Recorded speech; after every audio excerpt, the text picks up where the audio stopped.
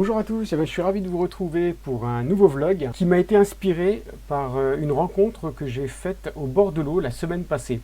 Alors, je préviens tout de suite pour ceux qui veulent voir des poissons, il n'y aura pas de poissons dans cette vidéo et ça va être assez bavard puisque ce que je vais vous présenter aujourd'hui, ce sont des vidéos et non des chaînes de pêche, mais des vidéos de pêche que je trouve extrêmement intéressantes, aussi bien pour le pêcheur débutant ou occasionnel que pour celui qui veut se remettre un petit peu à la pêche après avoir délaissé sa passion pendant quelques temps.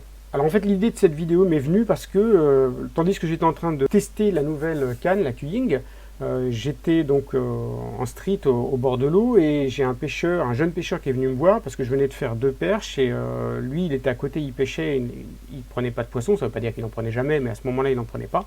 Et il s'est montré extrêmement curieux, il me posait plein de questions, je trouve la curiosité une excellente qualité, donc ça allait très très bien.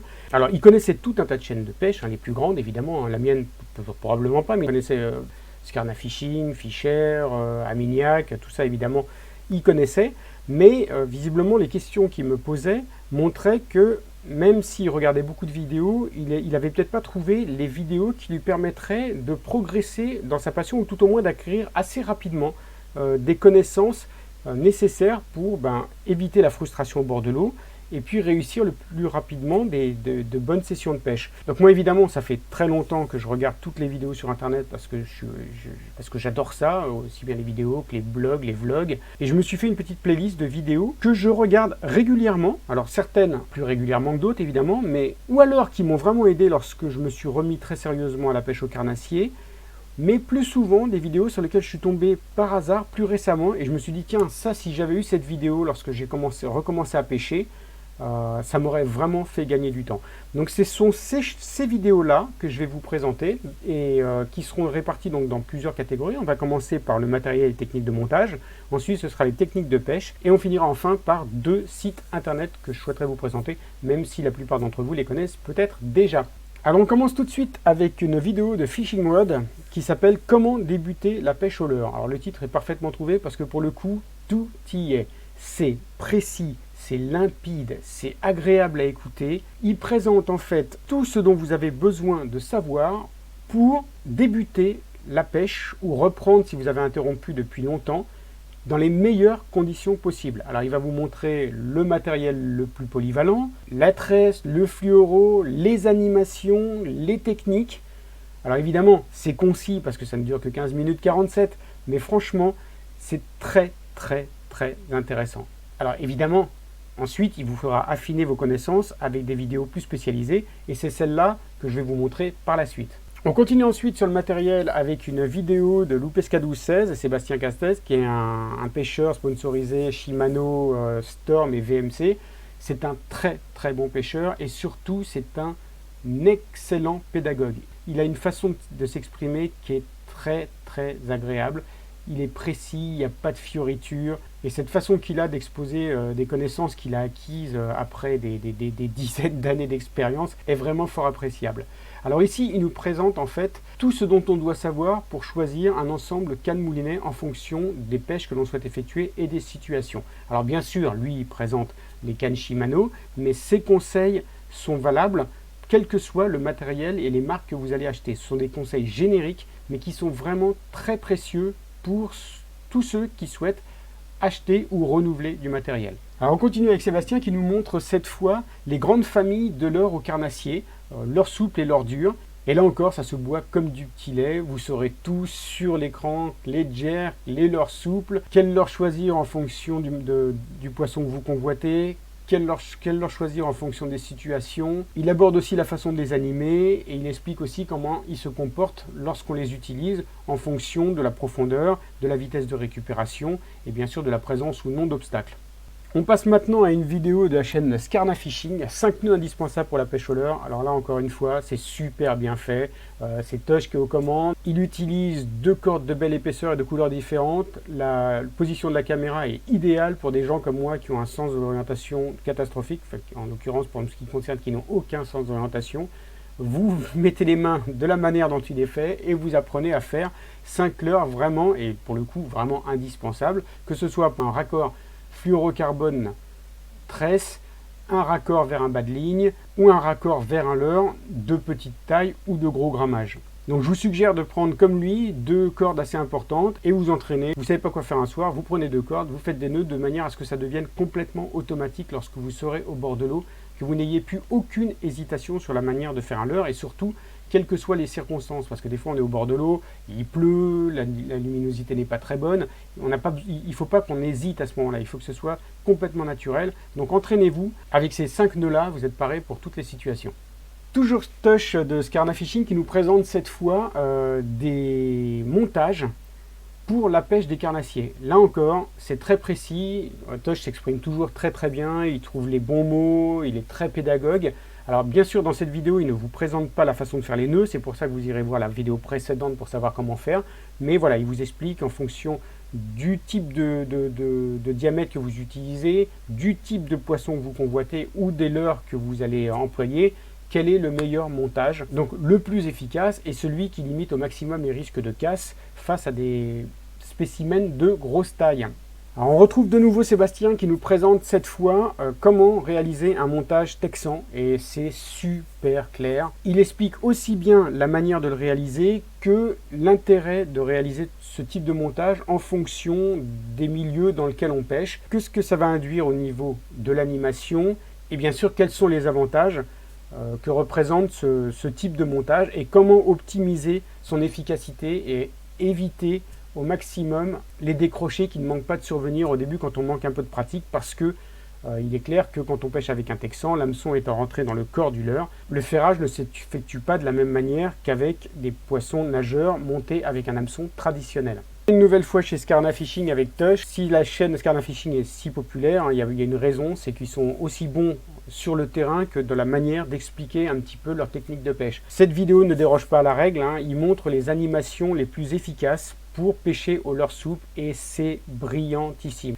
Donc la voix off se superpose aux vidéos au bord de l'eau dans lesquelles il montre les différentes animations, en commençant par le linéaire, puis après le stop and go, etc. C'est vachement bien fait et surtout le fait de le voir au bord de l'eau, c'est très intéressant pour quelqu'un qui débute et qui ne sait pas trop comment se positionner de manière à animer son leurre dans les meilleures conditions. Donc à regarder encore jusqu'à ce que ça devienne totalement automatique. Bien sûr, par la suite, vous aménagerez ce type d'animation parce que vous-même, vous allez petit à petit développer vos propres animations qui vous paraissent efficaces et avec lesquelles vous obtenez les meilleurs résultats. Mais là, voilà, ce sont les bases et si vous ne connaissez pas ça, vous ne pourrez pas progresser, c'est impossible.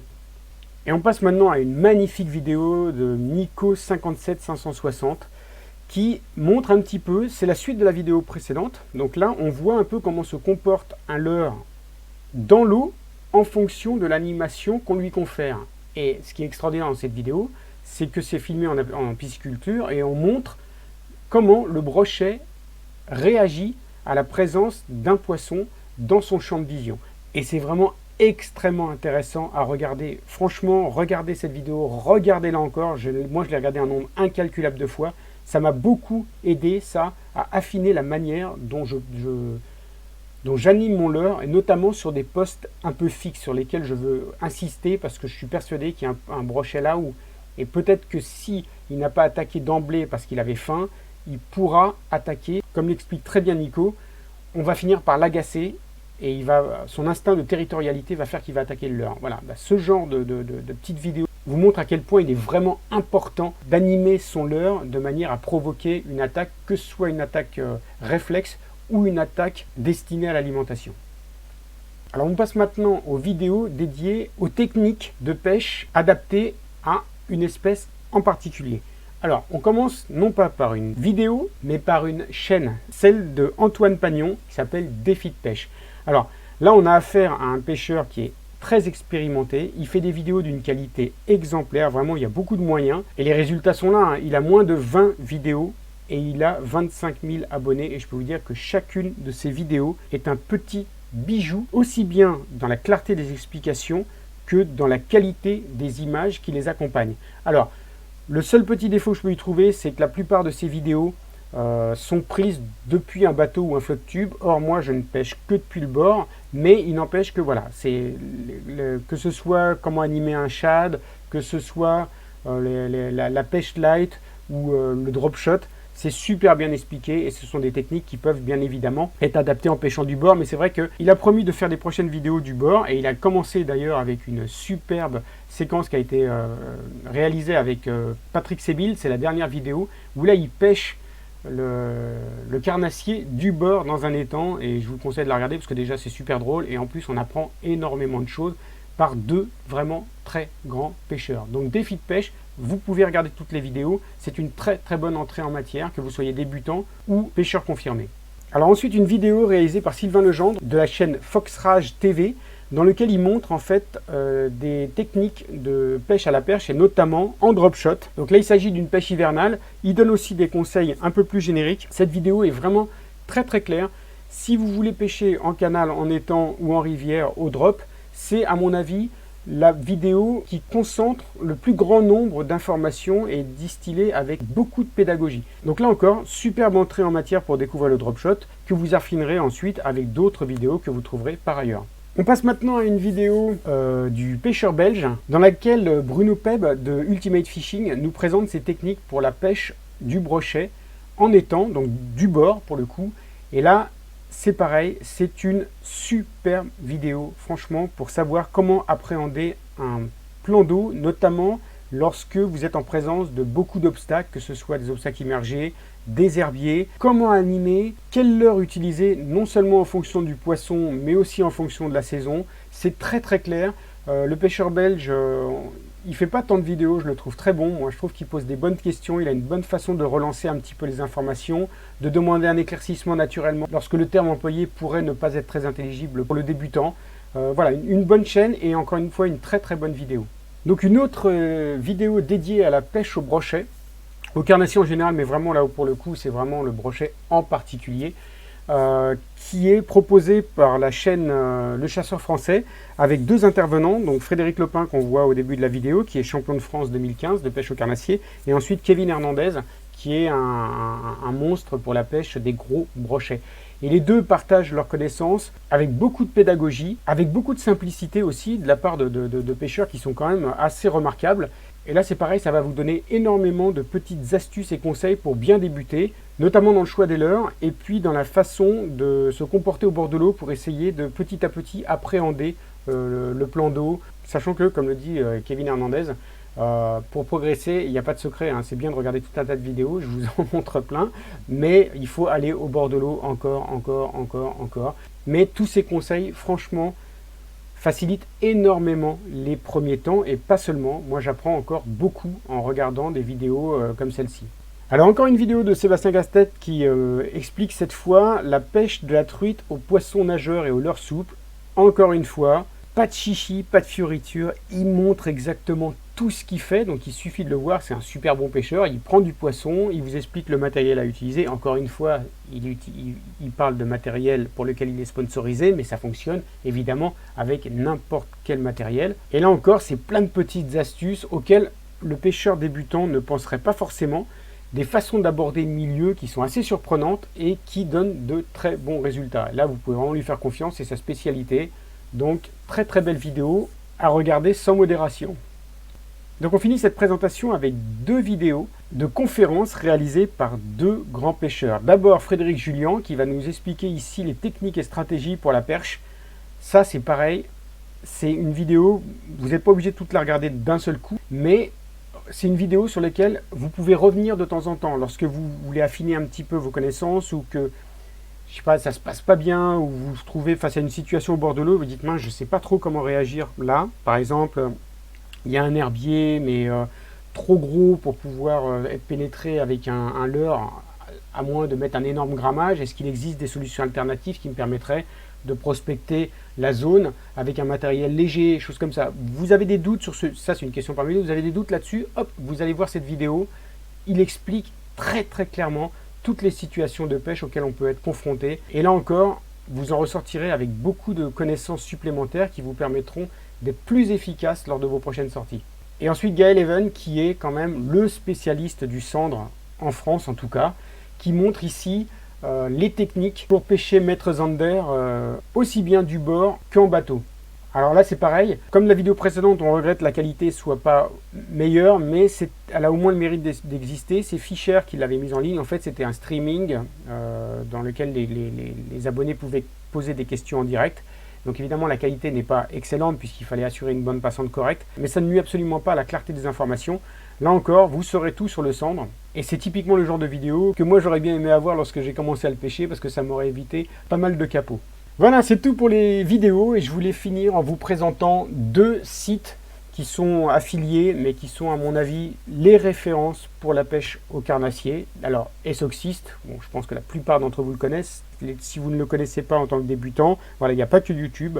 Ici vous trouverez des articles de fond sur la manière de pêcher tous les carnassiers, aussi bien au niveau des techniques que du matériel, des mœurs de nos carnassiers préférés, tout y est. Alors il y a certaines informations qui sont un petit peu désuètes parce que le site est en ligne depuis 2012 et évidemment le matériel, tout ça, mine de rien, ça a évolué en 7 ans, mais ça reste toujours des bases extrêmement importantes si vous débutez. Vous ne pouvez pas, à mon avis, progresser dans la pêche au carnassier si vous ne regardez pas ce genre de site. Il n'y a pas que YouTube, quoi. YouTube c'est vachement bien, mais si vous voulez vraiment retenir les informations, je vous suggère de vous procurer un bouquin de pêche généraliste ou d'aller taper dans des magazines de pêche en kiosque qui vont se permettre d'aborder des points très très précis d'une pêche en particulier que vous ne devez pas négliger si vous voulez ajouter des cordes à votre arc et faire face à toutes les situations, de manière à ce que ça devienne naturel. Vous arrivez à un endroit, vous devez être capable de vous dire, ok, c'est à mon avis ce type de leurre qui convient le mieux, et pourquoi il convient le mieux, tout en ayant en tête une alternative pour le cas où ce premier leurre ne donnerait pas satisfaction. Ça, c'est quelque chose que moi j'acquiers petit à petit. Il me reste encore énormément à apprendre. Mais en tout cas, voilà, toutes ces lectures m'aident beaucoup à progresser.